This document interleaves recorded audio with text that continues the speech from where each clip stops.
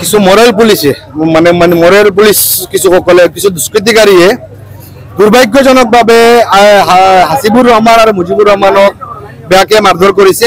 ইতিমধ্যে এই সংক্ৰান্তত আৰক্ষী তৎপৰতাৰে ব্যৱস্থা গ্ৰহণ কৰিছে আৰু দুজন অভিযুক্তক গ্ৰেপ্তাৰ কৰিছে। কিন্তু আমি দাবী কৰিছো যে বাকি সকলো অভিযুক্তক চিনাক্ত কৰি সোনকালে গ্ৰেপ্তাৰ কৰিব লাগে আৰু অসমত বা হুজাই জিলাত মৰেল পুলিচিংৰ দৰে ঘটনা পেৰালাল গভৰ্ণমেণ্ট চলোৱাৰ যিটো চিষ্টেম চলি আছে সেই চিষ্টেমটো বন্ধ হ'ব লাগে, মৰেল পুলিচিং বন্ধ হ'ব লাগে, মব লিঞ্চিং বন্ধ হ'ব লাগে। গতিকে এই ক্ষেত্ৰত চৰকাৰে কঠোৰ পদক্ষেপ গ্ৰহণ কৰিব লাগে আৰু হুজাই আৰক্ষী অধীক্ষক মহোদয়ৰ লগতে অসম আৰক্ষীক মই আহ্বান জনাইছো যে পেৰালাল গভৰ্ণমেণ্টৰ যিটো চিষ্টেম চলি আছে অসমত এইটো বন্ধ কৰিব লাগে।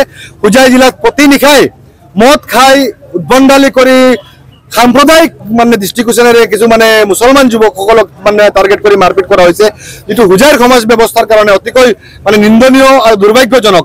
গতিকে সাম্প্ৰদায়িকতাত হুজাইৰ ৰাইজে কোনো ধৰণৰ প্ৰশ্ৰয় নিদিয়ে।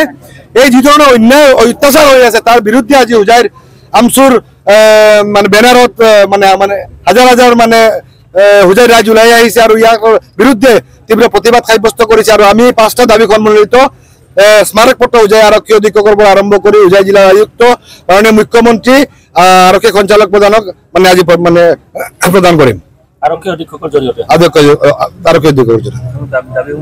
আমাৰ মূল দাবী আছিল যে মুজিবুৰ ৰহমান আৰু হাসিবুৰ ৰহমানৰ যিসকলে মানে শাৰীৰিক আক্ৰমণ কৰিছে তেখেতসকলক গ্ৰেপ্তাৰ কৰি চিনাক্ত কৰি গ্ৰেপ্তাৰ কৰিব লাগে আৰু দুগৰাকী মানে লোকক মানসিক বিকাৰগ্ৰস্ত লোকক মানে আক্ৰমণ কৰা হৈছিল তাৰো বিহিত ব্যৱস্থা হ'ব লাগে। সুপ্ৰিম কোৰ্টৰ যিটো আদেশ আছে মব লিঞ্চিং আৰু মৰেল পুলিচিংৰ বিৰুদ্ধে সেইটো কঠোৰভাৱে বলবৎ কৰিব লাগে। হুজাই জিলাৰ প্ৰতিগৰাকী নাগৰিকৰ মানে নিৰাপত্তা সুনিশ্চিত কৰিব লাগে।